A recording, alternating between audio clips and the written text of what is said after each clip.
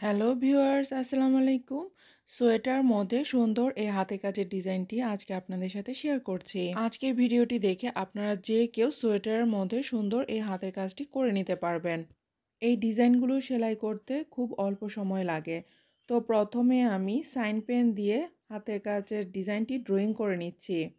কালো রঙের sign pen নিয়েছি। এগুলো হচ্ছে ৫ টাকা বা ১০ টাকা করে সাইন পেন।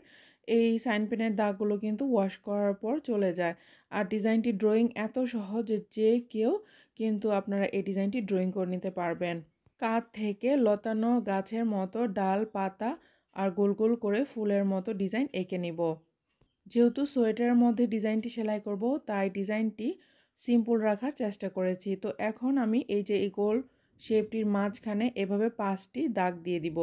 দাগগুলোর দূরত্বটা ঠিক রেখে আঁকার চেষ্টা করবেন, তাহলে ফুলটা সেলাই সুন্দর হবে। এই গোল রাউন্ড শেপের মাঝখান থেকে সুইটি তুলে নিব, তারপর দাগ বরাবর সেলাই করে নিব। এই ডিজাইনটি সেলাই করার জন্য আমি সুতি উল সুতা নিয়েছি। এগুলো হচ্ছে চিকন সুতি লাচি সুতা বা চিকন উল সুতা। 3 নাল পরিমাণ কাঠালি কালার সুতি চিকন উল সুতা নিয়ে দাগ বরাবর আমি এভাবে সেলাই করে নিচ্ছি। তো এই সোয়েটারের মধ্যে যে হাতের কাজটা করছি এটা আমি প্রথম সেলাই করছি। তো প্রথমে আমি একটু ভয় পেয়ে গিয়েছিলাম যে কেমন সুতা দিয়ে সেলাই করলে ভালো হবে বা সুই কেমন সুই লাগবে। আসলে কোনো ব্যাপারই না, নর্মাল সুই আর নর্মাল সুতা দিয়ে কিন্তু এই হাতের কাজটা করতে পারবেন। তো এখান দিয়ে সুইটা বের করতে হবে, যে কোনো একটি সুতার সাইড দিয়ে বের করে তারপর একটি সুতা বাদ দিয়ে সুইটাকে ঘুরিয়ে সুতাটা দিয়ে পেঁচিয়ে নিতে হবে। সেলাইটা অনেক সহজ, কিন্তু মুখে বুঝিয়ে বলার কিছু নেই, আপনারা দেখে বুঝে নেবেন। একটি সুতার উপর দিয়ে নিব, তারপর আরেকটি সুতার নিচ দিয়ে নিব। এভাবেই ঘুরিয়ে ঘুরিয়ে সেলাইটা করে নিব। সেলাইটা সহজ, কিন্তু সেলাই করার সময় খেয়াল রাখতে হবে সুতাটা কিন্তু বেশি জোরে টানা যাবে না। বেশি জোরে টানলে ফুলের শেপটা সুন্দর হবে না।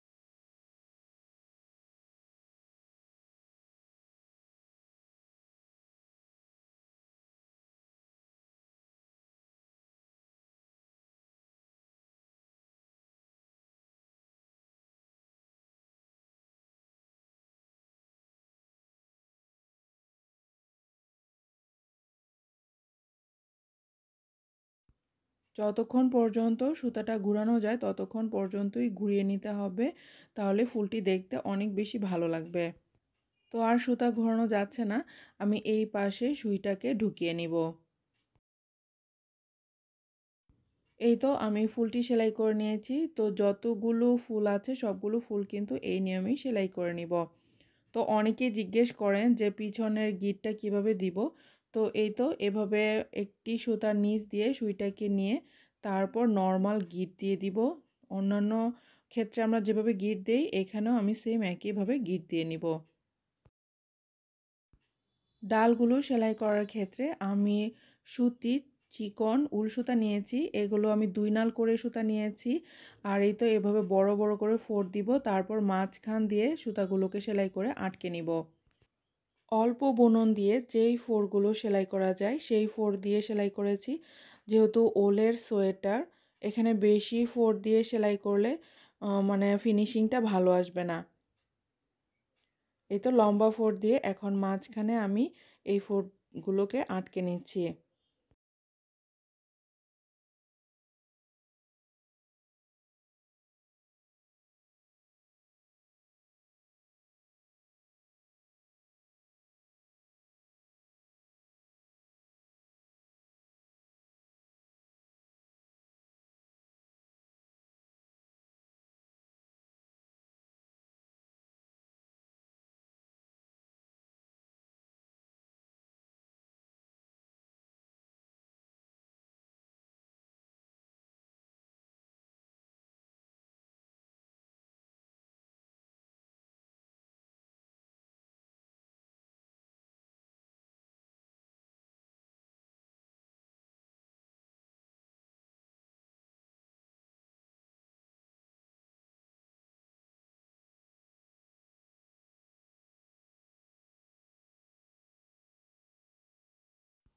পাতাগুলো খেজুর কাটা ভরা স্টিচ দিয়ে সেলাই করে নিচ্ছি।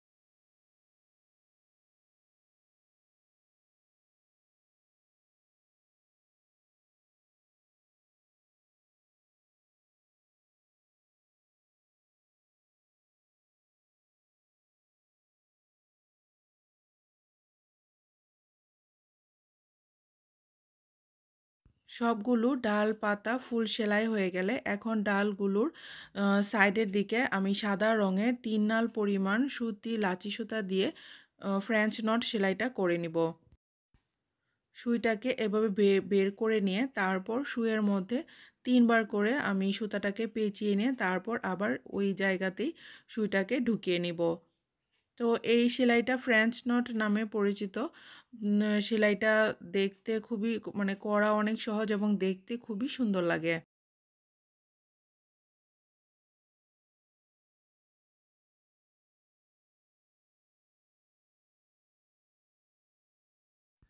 সুন্দর সুন্দর হাতের কাজের ডিজাইনের সেলাই পেতে অবশ্যই আমার চ্যানেলটি সাবস্ক্রাইব করে রাখবেন।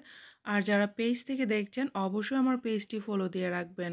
এই তো এভাবে একটু দূরে দূরে সাদা রঙের সুতা দিয়ে ফ্রেঞ্চ নট সেলাইটা করে নিয়েছি।